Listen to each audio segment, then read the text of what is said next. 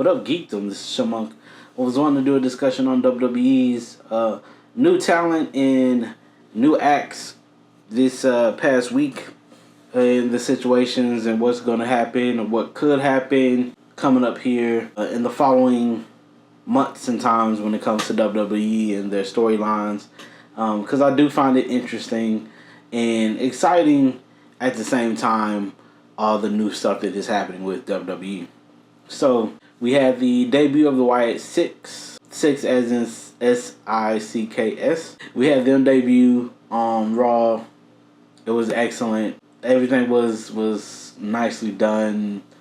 It looked cool. Everyone was trying to guess if there was wrestlers and stuff. That they had Rampage in the back as well in a gorilla position. So it was everything was cool, and it created such a great buzz.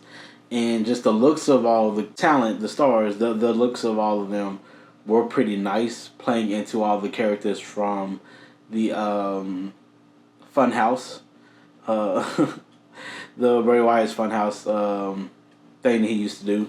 So you had the pig, you had the rabbit, you had Sister Abigail, you had, I was gonna say Uncle Howdy wasn't there, but you had the Vulture.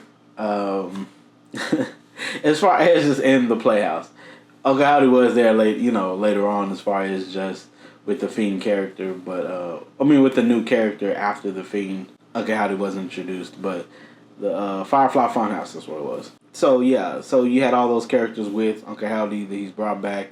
So I'm guessing he's also going to bring back the character with Alexa Bliss. So he's going to bring back some of the nightmares as far as just Bray Wyatt had. That's what I would guess is happening with this. And again, their looks and stuff I thought were pretty good and pretty interesting. I like the Vulture look.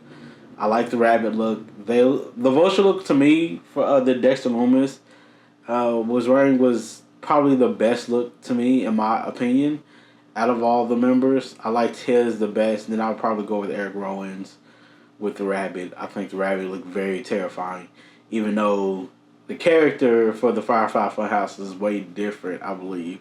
The character you're going to get with this is going to be pretty interesting.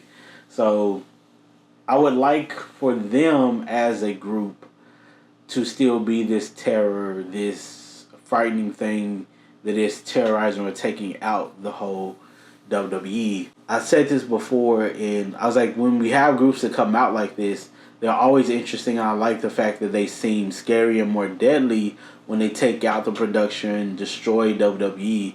It gets you excited, but then they tend to cool off on them in the past. Now we have Triple H. I'm going to hope that he doesn't go the same route that Vince was doing when stuff like this happened, because I felt like just the same way with the Nexus group. They seemed promising, but then they were just destroyed later on, and they seemed weak. I'm hoping that they, as a group, this Wyatt 6 stays looking strong. I want them to stay looking strong and be strong when it comes to the presence and when it comes to the wrestling. So hopefully they keep up with that. I'm gonna have faith in Triple H in this to say that he is gonna have it to where they are gonna stay to looking strong, looking terrifying. So yeah, we'll definitely see what other rampages and stuff they go through when it comes to WWE. If they're gonna bleed into SmackDown or they're just gonna stick with Raw, but we'll definitely see. The other introduction as far as the new star goes was Jacob Fatu. Very, very exciting. I like Jacob Fatu. He looks great as far as his shape and everything goes. I did like him bigger. He was still pretty athletic as a bigger guy. He looks more like the build of those Samoans, but I like his shape and stuff now as well. I was like, he looks like he's way, way more athletic, so we'll see how it goes. But I always feel like Jacob Fatu is very, very exciting as a wrestler.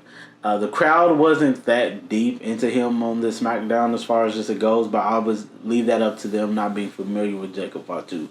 I am glad they kept his name in WWE. I know that was the discussion before if he was going to keep his same name.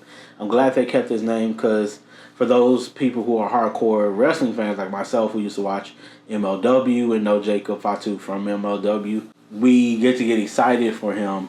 And then for people who don't know Jacob Fatu, if you were to look him up, you look him up by the name Jacob Fatu, you get all of his past accolades and stuff by the search of that name. So I like the fact that they get to, save his same name. So that's exciting. But I like the fact that he was the bulldozer when it comes to to wrestling, because I felt like the Bloodline wasn't as scary, they weren't as intimidating, and they weren't as lethal. I would just say that when it came to just them as a group with under Sokoa.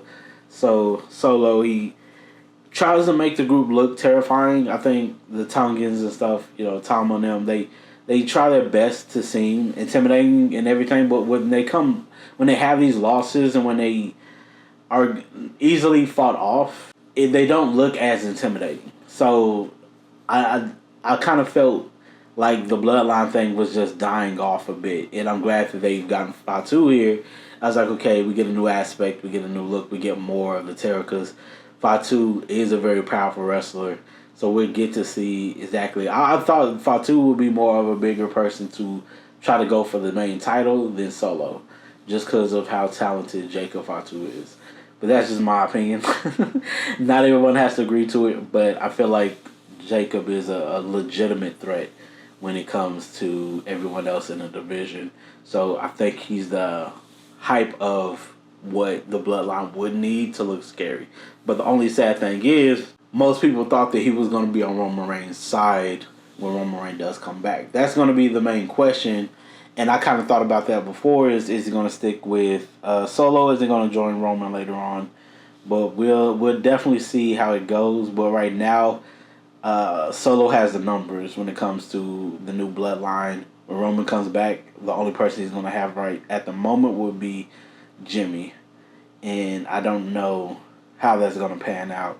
They're most likely going to have Jay coming back, but then it's 3 versus 4 until you get Hikuleo. I think he's going to come to WWE. I'm not for sure. I know there's rumors and talks about it. The younger brother of the Tongans. But he's taller and he is a threat himself. It's just his height, his build is ridiculous. So he can seem like a threat in himself. So if he were to come aboard and he were to join Solo's side, it would definitely have the stronger side with Solo. So it would definitely be pretty interesting when things pan out. So hopefully in the future they kind of figure out how they're going to go with this when it comes to if it's going to be Roman versus Solo, Bloodline versus Bloodline deal, how that's going to pan out. Because, yeah, I was hoping, I was thinking it was going to be like a 4v4 type of deal, but now it seems like numbers are not necessarily on Roman's side. So we'll definitely see. But let me know what y'all think about this and the new exciting stuff that's happening with WWE. I'm excited for it. Looking forward to the future of how they're going to handle stuff with these storylines. So, yeah, let me know what y'all think. If y'all like this video, please put a like on the video. If you'd like to subscribe, see some more of my videos, please do. Thank you all so much for jumping on and giving me a try. I really do appreciate it. Please do take care of yourselves and each other. Peace, geekdom.